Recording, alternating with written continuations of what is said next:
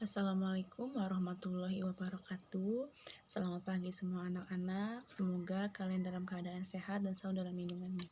Baiklah, di sini Ibu akan menjelaskan tentang sistem peredaran darah pada manusia.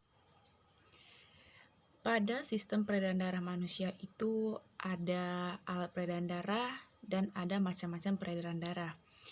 Alat peredaran darahnya itu yang pertama jantung, yang kedua pembuluh darah, dan ketiga kapiler darah. Macam-macam peredaran darahnya itu ada peredaran darah pulmonal dan peredaran darah sistematik. Jadi, pada alat peredaran darah yang pertama yaitu ada jantung. Jantung di sini atau heart merupakan salah satu organ yang penting dalam kelangsungan hidup kita.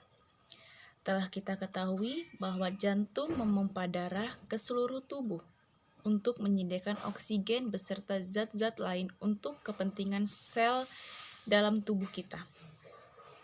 Karena kepentingan itu, jantung terus berkontraksi memompa darah tanpa henti sepanjang hidup. Otot jantung bekerja secara otomatis di luar kehendak kita dengan berkontraksi dan berelaksasi. Jadi, jantung itu adalah merupakan organ yang paling penting dalam tubuh manusia karena tanpa jantung kita tidak akan pernah bisa melakukan apapun dan bahkan kita tidak akan pernah bisa hidup tanpa jantung. Di sini Ibu juga akan menjelaskan tentang bagian-bagian jantung. Bagian-bagian jantung dibagi menjadi dua, yaitu kanan dan kiri. Terdiri dari dua bagian pula yaitu atrium dan ventricle. Bisa dilihat sendiri, di sini jantung kiri berhubungan dengan fungsi peredaran darah ke seluruh tubuh karena jantung kiri yang memompa darah ke seluruh tubuh. Sedangkan jantung kanan berhubungan dengan fungsi pertukaran gas oksigen dalam karbon dioksida dan di paru-paru di mana jantung kananlah yang memompa darah ke paru-paru. Baiklah, di sini Ibu akan menjelaskan tentang fungsi dari atrium kiri dan atrium kanan. Fungsi dari atrium kiri yaitu menerima darah dari paru-paru. Fungsi dari atrium kanan menerima aliran darah balik dari seluruh tubuh.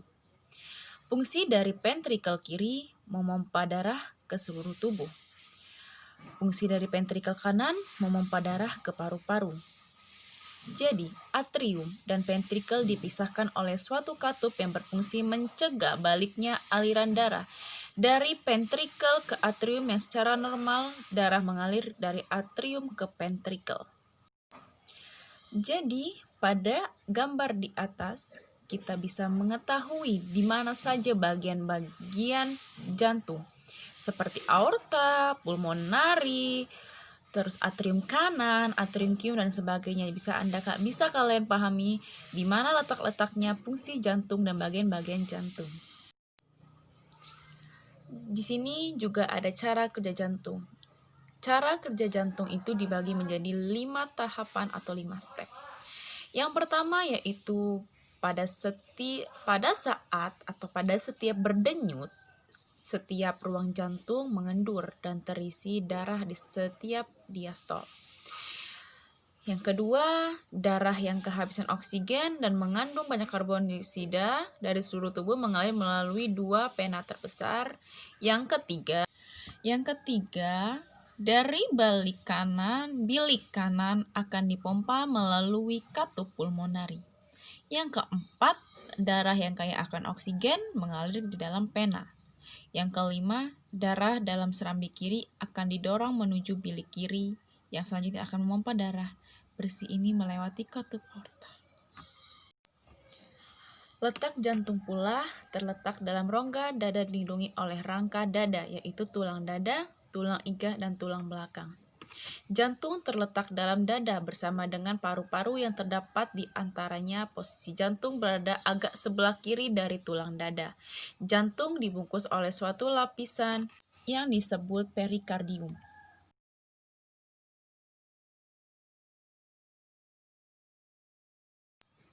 Pembuluh darah arteri yaitu atau nadi. Pembuluh darah adalah sebuah pembuluh darah yang arahnya meninggalkan jantung. Dinding otot pembuluh darah nadi lebih tebal, kuat, dan bersifat elastis. Tekanan pembuluh darah lebih kuat daripada pembuluh. Pembuluh balik pena adalah pembuluh darah yang membawa darah kembali ke jantung.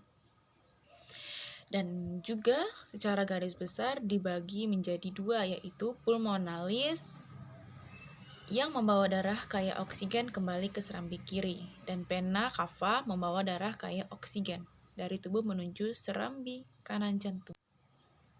Pada gambar di atas pula kita bisa melihat yang mana vena, arteri, dan kapiler darah. Jadi kalian tuh bisa membedakan yang mana bentuk vena, bentuk arteri, dan kapiler darah.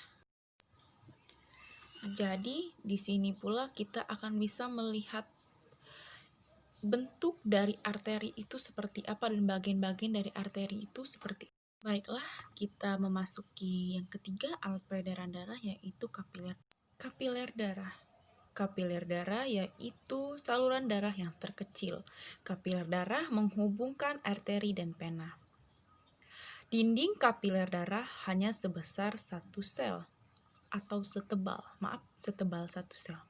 Dan dinding-dindingnya yang tipis berfungsi untuk memudahkan resapan bahan-bahan berlangsung dengan cepat. Peredaran darah tertutup karena darah yang dialurkan dari dan ke seluruh tubuh melalui pembuluh darah. Darah mengalir melalui jantung sebanyak 2 kali sehingga disebut sebagai peredaran darah ganda.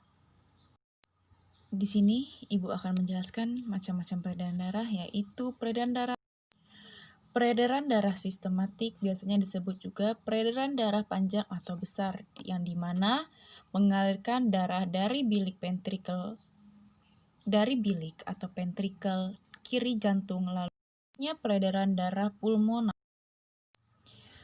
Peredaran darah pulmonal atau biasanya disebut juga peredaran darah pendek atau kecil adalah peredaran darah yang mengalirkan darah dari jantung dan kembali. Dan di sini juga ada sistol. Sistol yaitu keadaan jantung yang sedang berkontraksi, mengempis, membuat tekanan ruang jantung menjadi paling tinggi. Dan diastol adalah otot jantung menjadi relaksasi, mengendur, membuat tekanan ruang jantung menjadi paling rendah. Baiklah, begitu penjelasan dari Ibu. Ibu ucapkan terima kasih dan semoga apa yang Ibu jelaskan bisa kalian pahami dan kalian mengerti.